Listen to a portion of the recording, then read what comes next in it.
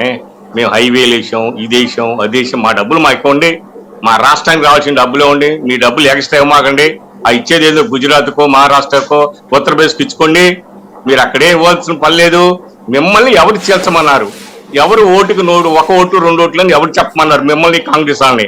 అందుకని కాంగ్రెస్ 1%, మీకు ఆ పర్సెంట్ జనం ఒక 25 సంవత్సరాల దాకా అదే నిర్ణయిస్తారు. మీరు 2014లో మేము ఎందుకు ఓడిపోయామంటే, మోడీ ఇంటికి 15 లక్షలు వస్తాయని చెప్తే మోడీ మూలాన్ని ఓడిపోయాం. చంద్రబాబు నాయుడు పవన్ మూలాన్ని మేము ఓడిపోవాలా. అన్ని సిటీలో బీజేపీ మూలాన్ని ఓడిపోయాం.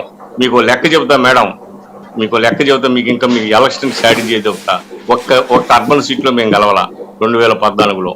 2012లో చంద్రబాబు నాయుడుకి 32% వచ్చింది, మాకు 46% వచ్చింది. ఉప ఎన్నికల్లో 21 సీటుకి 18 సీట్లు గెలిచాం. మీకు ఏమి రావు. మీరు ఉండి తిరగటం, ఏదో పొత్తులు పెట్టుకోవటం, వెళ్ళిపోవటం తప్ప మీరు చంద్రబాబు నాయుడిని మోసం చేశారు, జగన్మోహన్ రెడ్డిని మోసం చేశారు, కానీ ప్రజలు మోసం చేయలేరు. మాకు 41%.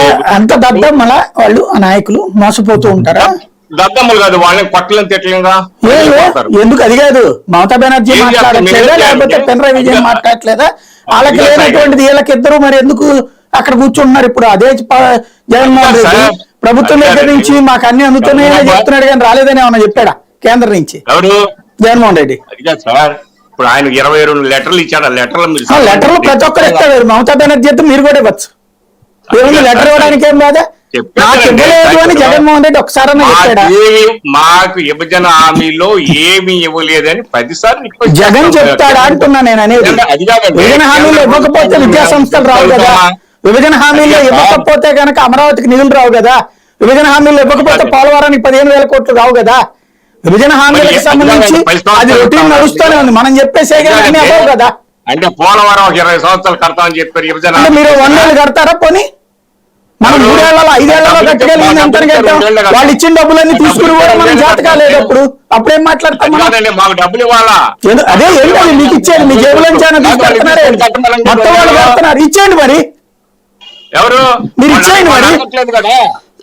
మీరు కూడా ఇవ్వాల్సింది. మా వల్ల కాదండి, మీకు మా చేత కాదు, మేము ఇక్కడ గతంలో ఇచ్చేస్తామంటే తీసుకుంటారు వాళ్ళు. మీరు చెప్పేది నేనంటా, నేను చెప్పేది మీరు అంటున్న పాయింట్. ఇక్కడ నేను అడిగింది ఏంటి? అది కాదు. ఇక్కడ ఒక్క మాట అండి, మీరు ఇక్కడ టాపిక్ మీద మాట్లాడడం నేర్చుకోండి. టాపిక్ మీద మాట్లాడడం నేర్చుకోండి సాంబశివరావు గారు. టాపిక్ మీద మాట్లాడడం నేర్చుకోండి. టాపిక్ ఏంటంటే వాటర్ ట్రాన్స్ఫర్ అవుతుందా అని మీరు తీసుకెళ్లి విభజన చట్టాలు తెస్తున్నారు. అదిగా సార్, మా చట్టాలు తెచ్చారు, మేము అదే చట్టాలు చేస్తాం. ఇద్దరు ఒకే స్కూల్లో చదువుకున్నాం.